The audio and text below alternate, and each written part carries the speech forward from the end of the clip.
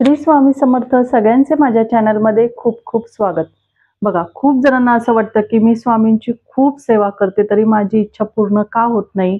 मी स्वामींचे 11 गुरुवार करते, 21 गुरुवार करते, अगदी स्वामींची 108 पारायण देखील करते तरी पण माझी इच्छा पूर्ण होत नाही. मी तर किती मन लावून सेवा करते. किंवा मग दुसरी एखादी तुमची मैत्रीण असेल की तिने 11च गुरुवार केले किंवा एकच स्वामी चरित्राचं पारायण केलं तरी तिची इच्छा पूर्ण झाली नाही. आणि मी एवढी सेवा करून देखील माझी इच्छा पूर्ण होत नाही. मी तर किती श्रद्धेने, निष्ठेने, अगदी मन लावून सेवा करते, तरी असं का होतं? बराच वेळ आपल्याला असं वाटतं ना. मग सेवा करताना मी कुठे चुकते का? माझ्याकडनं काही चुकीचं घडतंय का? ज्यामुळे माझी इच्छा पूर्ण होत नाही, असं बऱ्याच भक्तांना वाटतं.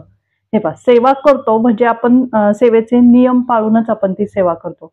पण काही अशा छोट्या-छोट्या गोष्टी असतात ना, त्या न पाळल्यामुळे आपली इच्छा पूर्ण होत नाही किंवा आपल्याकडनं काही अशा चुका घडतात, त्यामुळे आपली इच्छा पूर्ण होत नाही. तर त्या चुका कुठल्या घडतात किंवा नियम कुठले पाळायचे, तेच मी तुम्हाला आजच्या व्हिडिओत सांगणार आहे. त्यामुळे व्हिडिओ स्किप न करता पहा, व्हिडिओ शेवटपर्यंत पहा. व्हिडिओमध्ये ना मी तुम्हाला 5-6 असे पॉइंट सांगणार आहे, ज्यामध्ये तुमच्या लक्षात येईल की आपण कुठल्या चुका टाळल्या पाहिजेत आणि कुठले नियम आपण पाळले पाहिजेत. प्रत्येक पॉइंट हा खूप महत्वाचा आहे. फार विशेष असं त्यावर काम करायची गरज नाहीये. अगदी छोटेसे जरी तुम्ही ते बदल केले ना, तरी तुमच्या खूप फायद्याचे आहेत आणि तुमची इच्छा महाराज पूर्ण करतील. त्यामुळं प्रत्येक पॉइंट महत्वाचा आहे. व्यवस्थित लक्ष देऊन पहा आणि त्यावर काम करा. मी त्यावर तुम्हाला उपाय पण सांगणार आहे, की यावर उपाय कुठले करायचे आणि कुठले चुका टाळायच्यात. पॉइंट नंबर 1 सांगते. एखादी व्यक्ती तुमच्या सोबतची तिने स्वामींचे फक्त 11 गुरुवार केले आणि तिची इच्छा पूर्ण झाली. ती कोणाशी नीट बोलतही नाहीये, तिचे कर्मही चांगले नाहीयेत, ती सतत दुसऱ्याचा वाईट विचार करते किंवा वाईट कृत्य करते, तरी तिची इच्छा पूर्ण झाली. आणि मी स्वामी चरित्रांचे 108 पारायण केले, मी सगळ्यांशी छान बोलते, सगळ्यांशी छान वागते, कोणाला त्रास देत नाही, तरी माझी इच्छा पूर्ण का झाली नाही? असं वाटतं ना, तर त्याचं कारण आहे कर्म. आता कर्म फक्त आपले ह्या जन्मीचेच नसतात, आपले मागच्या जन्मीचे, त्याच्या आधीच्या जन्मीचे, जन्माजन्मांतरीचे कर्म पाहिले जातात आणि त्या कर्मानुसार आपण भोग भोगत असतो. हे पहा, गरुड पुराणामध्ये पण सांगितलंय, आपण आपला जो जन्म झालेला असतो ना, तो आपले मागच्या जन्मीचे कर्म फेडण्यासाठीच झालेला असतो. त्यामुळे कर्म फक्त आपण आत्ता चांगलं वागतोय म्हणून आपली इच्छा पूर्ण झाली पाहिजे असं नसतं.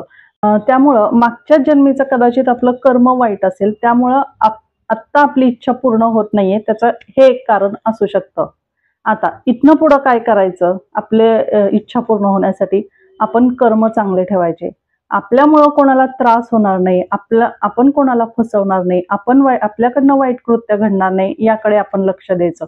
त्यामुळे काय होईल ना, आता बघा, इथून मागच्या कर्माचे तर भोग आपण आता भोगतोच आहे. पण इथून पुढचं आयुष्य आपल्या चांगल्या वागण्यामुळं चांगलं होणार आहे.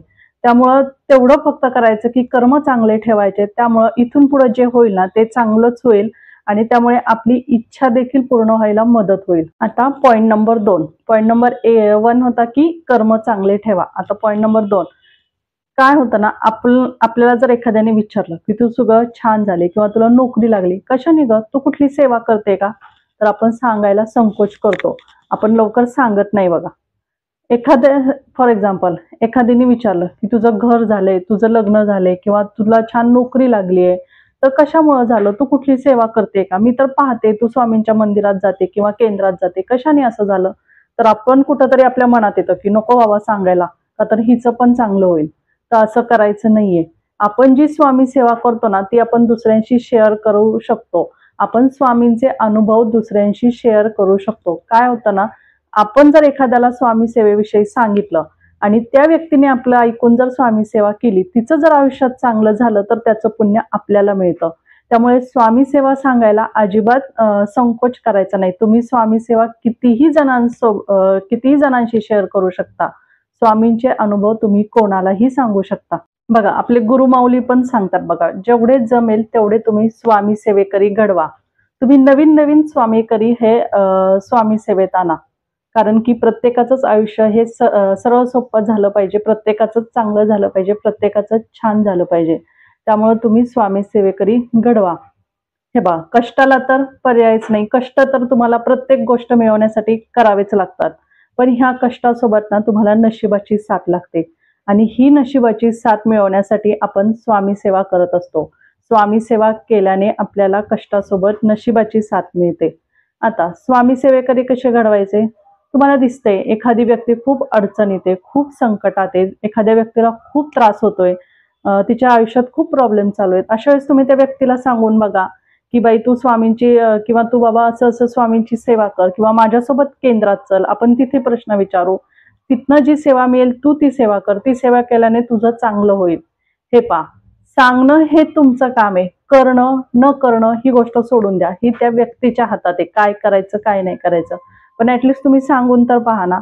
तुमच्या सांगण्याने जर एखाद्या व्यक्ती स्वामी सेवा करायला लागली आणि तिच्या आयुष्यात चांगलं झालं तर त्याचं पुण्य तुम्हाला मिळणार आहे. त्यामुळे तुम्ही स्वामी सेवा सांगायला संकोच करू नका. आणि अजून एक गोष्ट, स्वामीच ठरवतात की आपली सेवा ही कोणाकडनं करून घ्यायची. त्यामुळे आपण जरी सांगितलं आणि एखादी व्यक्तीने नाही केलं तर त्याचं वाईट वाटून घ्यायचं नाही. फक्त आपण आपलं सांगायचं काम करायचं. आपण पॉइंट नंबर 3, आपण गुरुचरित्राचं पारायण करतो, आपण स्वामी चरित्र सारामृताचं पारायण करतो, पण आपण आपल्या कुळदेवीलाच विसरतो. आपण नित्यसेवेमध्ये कुळदेवीचं स्मरण पण करत नाही. आपण आपल्या कुळदेवीची सेवा कधी करतो? जेव्हा आपल्याला कुळधर्म करायचे, नवरात्रात वगैरे, तेव्हाच आपण सेवा करतो. आपण इतर वेळेस बऱ्याच वेळेस आपण कुळदेवीला विसरूनच जातो, तिचं काही करतच नाही. मग असं नाही करायचं. हे बघ, गुरूंचा आशीर्वाद, देवाचा आशीर्वाद तर आपल्याला पाहिजेच असतो, पण त्यासोबत आपल्याला आपल्या कुळदेवीचा म्हणजेच आपल्या आईचा आशीर्वाद पण पाहिजे असतो. त्यामुळे त्यासाठी आपण आपल्या आईची पण सेवा करायला पाहिजे. आपण रोज आपल्या आईची सेवा केली पाहिजे. त्यामुळं पण आपली इच्छा पूर्ण होते. तर आता आपण आईची सेवा कशी करायची किंवा कुळदेवीची सेवा कशी करायची तर बघा, रोज तुम्ही आपल्या नित्यसेवेच्या पुस्तकात आहे सिद्ध कुंजिका स्तोत्रम, हे मला वाटतं पान नंबर 143 वर आहे. तर रोज याचं पठण केलं पाहिजे. सिद्ध कुंजिका स्तोत्रम रोज तुम्ही याचं पठण केलं पाहिजे. ते नाही जमलं तर दुर्गा सप्तशतीचे रोज 2-2, 3-3 अध्याय वाचले पाहिजे. तर तुम्हाला यापैकी काहीच जमलं नाही तर तुम्ही नवार्णव मंत्र आहे ओम ऐन ह्रीं क्लीं चामुंडाय विच्चे, या मंत्राचा रोज 1 मास जप केला पाहिजे. ओम ऐन ह्रीं क्लीं चामुंडाय विच्चे, रोज ह्या मंत्राचा 1 मास जप करा. त्यामुळे काय होईल, तुमच्या हातनं रोज तुमच्या कुळदेवीची सेवा घडेल. आणि हा जो मंत्र आहे ना, हा तुमची कुठलीही कुळदेवी असू द्या, तिथपर्यंत हा मंत्र पोहोचेल. त्यामुळे रोज या मंत्राचा जप करा. मी तुम्हाला 2-3 ऑप्शन सांगितले. ह्या 2-3 ऑप्शन पैकी तुम्ही रोज एक कुठलाही केला तरी चालेल किंवा 3ही केले तरी चालेल तुमच्या ह्याच्यावर. त्यामुळे रोज निदान 10 मिनिटं तरी काढून तुम्ही कुळदेवीची सेवा करा. कुळदेवी ही आपली आई असते आणि आईची सेवा ही आपण रोज करायला पाहिजे. त्यामुळं काय होईल, कुळदेवीचा पण आशीर्वाद तुम्हाला मिळेल आणि तुमची इच्छा पूर्ण होण्यास मदत होईल. आता पॉइंट नंबर 4, पितृसेवा. हे पहा, तुमचे कर्म चांगले, तुम्ही नवीन नवीन सेवेकरी घडवताय, तुम्ही कुळदेवीची सेवा करताय, पण तुम्ही पितरांनाच विसरले. तुम्ही पितरांची सेवाच करत नाही. तुम्ही फक्त पितरांची सेवा कधी करताय? अक्षय तृतीयेला त्यांना जीव घालताय किंवा पितृपंधरवाड्यात पितृपक्षात त्यांना जीव घालताय, फक्त एवढंच तुम्ही करताय. तर असं नाही, पितरांचं पण तुम्ही रोज स्मरण केलं पाहिजे. पितरांना संतुष्ट करणं हे खूप गरजेचं असतं. जर पित्रच संतुष्ट झाले नाही तर कुठलाही देव किंवा कुठलेही गुरु आपल्याला पाहू शकत नाही. त्यामुळे पितरांना संतुष्ट करणं हे खूप गरजेचं आहे. तुम्हाला समजावून सांगते. इथं आपण उदाहरण देत्या, समजा इथे आपण आहे आणि इथे देव आहे. इथे आपण आणि इथे देव आणि मध्ये हे पित्र. इथे आपण भरपूर सेवा करतोय, खूप सेवा करतोय. अगदी आपण 108 पारायण करतोय, 2-2 तास सेवा करतोय. पण आपली सेवा कुठे येते? ह्या पित्रांपर्यंतच येते मध्ये. हे पित्र काय करतात? आपली सेवा देवांपर्यंत पोहोचूच देत नाही. कारण आपण पित्रांचं काहीच करत नाही, पित्रांना संतुष्टच करत नाही. म्हणून ह्या मधल्या पित्रांना संतुष्ट करण्यासाठी आपण त्यांची पण सेवा केली पाहिजे.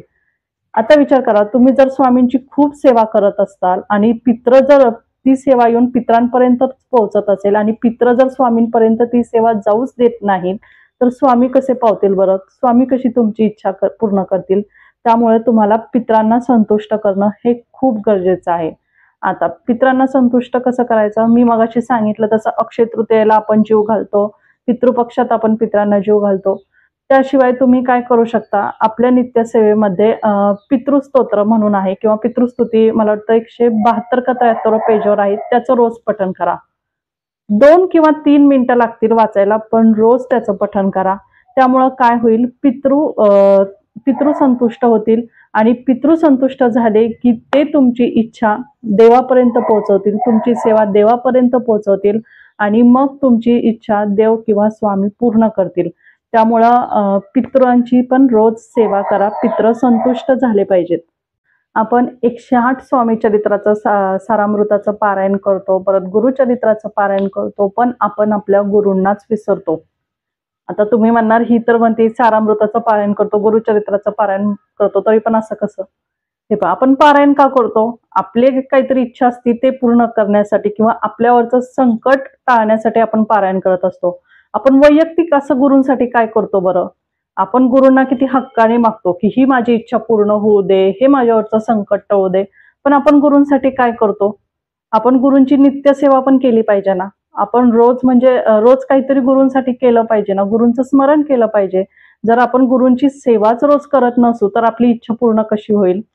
एखादे गोष्ट पूर्ण करण्यासाठी आपण संकल्पयुक्त पारायण करतो किंवा संकल्पयुक्त कुठलीही सेवा करतो।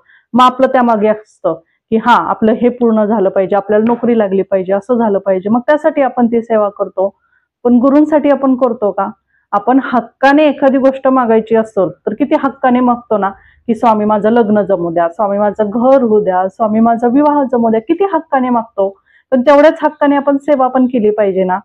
आता गुरूंची सेवा म्हणजे गुरूंना काय आपल्याकडनं सोनं, चांदी, पैसा असल्या गोष्टी लागतात का हो? नाही, अजिबात नाही। गुरूंना सोनं, चांदी, पैसा असलं काहीही नकोय। त्यांना हवी आहे तुमची सेवा। तुम्ही किती प्रेमाने, निष्ठेने, अगदी मन लावून सेवा करताय ते पाहत असतात। त्यामुळं गुरूंसाठी बाकीच्या गोष्टी काहीही महत्त्वाच्या नाहीये। तुम्ही कशी सेवा करताय हे महत्त्वाचं आहे। आपण काय करतो? एखाद्या इच्छेसाठी सेवा करतो आणि ती इच्छा पूर्ण झाली की आपण गुरूंना विसरून जातो। मग जर असं झालं, आपण आनंदातच गुरूंना लक्षात नाही ठेवलं, तर ते दुःखात आपल्याला मदत करतील का? तुम्हीच सांगा, हे योग्य आहे का? त्यामुळे आपण गुरूंची देखील रोज सेवा केली पाहिजे। आता स्वामींची नित्यसेवा कशी करायची? मला वाटतं हे सगळ्यांना बऱ्याच जणांना माहित असेल, तरी पण परत एकदा सांगते। स्वामी चरित्र सारामृताचे रोज 3 अध्याय वाचायचे आणि त्यानंतर स्वामी समर्थांचा 11 माळी जप करायचा। श्री स्वामी समर्थ हा 11 माळी जप करायचा। आता 3 अध्याय वाचतात, पण 11 माळी जप हा प्रत्येकाला जमत नाही। मला सुद्धा स्वतःला 11 माळी जप जमत नाही। मग काय करायचं? एकच माळ करायची, पण ती अगदी मन लावून श्रद्धेने, निष्ठेने, म्हणजे फक्त स्वामी आणि मी स्वतः असे फक्त आम्ही दोघच जण आहे। त्यावेळेस डोक्यात कुठलेच विचार नाही, अशी ती एक माळ जप करायची। आणि ज्यावेळेस तुम्ही असं करताल ना, त्यावेळेस स्वामी पण प्रसन्न होतील आणि तुमची इच्छा पूर्ण व्हायला मदत होईल। त्यामुळं स्वामींची पण नित्यसेवा तुम्ही रोज केली पाहिजे। आता पॉइंट नंबर 6, गरजूंना मदत करा। हे पहा, तुम्ही खूप सेवा करताय, पारायण करताय, अगदी 2-2, 3-3 तास सेवा करताय, पण दारात जर एखादी गरजू व्यक्ती आली, ती तुम्हाला खायला भाकरी मागतीये, प्यायला पाणी मागतीये आणि तुम्ही तिला ते दिलं नाही, तर तुमच्या त्या सेवेचा काहीही उपयोग नाही। त्यामुळं गरजूंना मदत करा, अन्नदान करा। मी म्हणत नाही की ही मदत तुम्ही पैशानी करा, अगदी 1000 रुपये, 500 रुपये असं तुम्ही द्या, असं नाही। पण नाही काय तर तुम्ही पोटासाठी अन्न आणि प्यायसाठी पाणी द्यावा। हे पहा, एखादी व्यक्ती ज्यावेळेस दारात येते, ती तुम्हाला खायला घास आणि प्यायला पाणी मागते, त्यावेळेस तुमचं पहिलं कर्तव्य आहे की तिला त्यावेळेस ते देणं। आणि काय माहिती, त्या गरजू व्यक्तीच्या रूपात जर स्वामीच तुमच्या दारात आले असतील तर? समजा त्या गरजू व्यक्तीच्या रूपात स्वामी तुमच्या दारात आले आणि तुम्ही साधं पाणी देखील त्यांना दिलं नाही, तर तुमच्या त्या पारायणाचा, त्या सेवेचा काहीतरी उपयोग आहे का? त्यामुळे तुमचं पहिलं कर्तव्य आहे की गरजूंना मदत करा। तर तुम्ही कर्म चांगले ठेवा, वेगळे स्वामी, नवनवीन स्वामी सेवेकरी घडवा, कुळदेवीची सेवा करा, स्वामींची सेवा करा, पित्रांची सेवा करा, गरजूंना मदत करा, ह्या सगळ्या गोष्टी करा। बघा, तुमची इच्छा ही नक्की पूर्ण होईल। हे बघा, स्वामींची सेवा, पित्रांची सेवा, कुळदेवीची सेवा, हे सगळं करण्यासाठी फार फार तर अर्धा तास लागेल। त्यामुळे तुम्ही दिवसातनं अर्धा तास द्यायला संकोच करू नका। दिवसातनं अर्धा तास हा सेवेसाठी नक्की द्या। मान्य आहे, आजचा व्हिडिओ हा खूप मोठा झालाय, पण मी जे 6 पॉइंट सांगितले ना, ते तुम्ही लक्षात घ्या की कुठली गोष्ट तुम्ही करताय किंवा कुठली गोष्ट करत नाही, कुठल्या गोष्टी करायला पाहिजे हे तुम्ही लक्षात घ्या। आता जे 6 पॉइंट सांगितले ना, ह्यामध्ये बऱ्याच जणांचं असं असेल की बरेच जण ह्यातल्या 2-3 गोष्टी करतही असतील किंवा 2-3 गोष्टी त्यांच्याकडनं राहूनही जात असेल, तर त्या गोष्टी तुम्ही लक्षात घेऊन त्यावर काम करा। तशी तुम्ही तुमच्या सेवेमध्ये बदल करा, त्या सेवा करा, म्हणजे बघा तुमच्या इच्छा पूर्ण होण्यासाठी मदत होईल आणि संकटातनं तुम्ही बाहेर पडताल। तर असे हे पॉइंट्स मला तुमच्यासोबत शेअर करायचे होते. तर तसे तसे तुम्ही तुमच्यात बदल घडवा, तशी सेवा करा. नक्की स्वामी तुमची इच्छा पूर्ण करतील. तर आजच्या पुरतं एवढंच. मान्य आहे, व्हिडिओ खूप मोठा झालाय, पण प्रत्येक गोष्ट खूप महत्त्वाची तुमच्यासोबत शेअर करायची होती. खूप महत्त्वाचं सांगायचं होतं. त्यामुळे प्रत्येक गोष्ट व्यवस्थित लक्षात घ्या. माहिती आवडल्यास चॅनलला लाईक करा आणि चॅनलवर नवीन असाल तर चॅनलला सबस्क्राईब करा. धन्यवाद. श्री स्वामी समर्थ. गणगण गणात बोते. जय गजानन.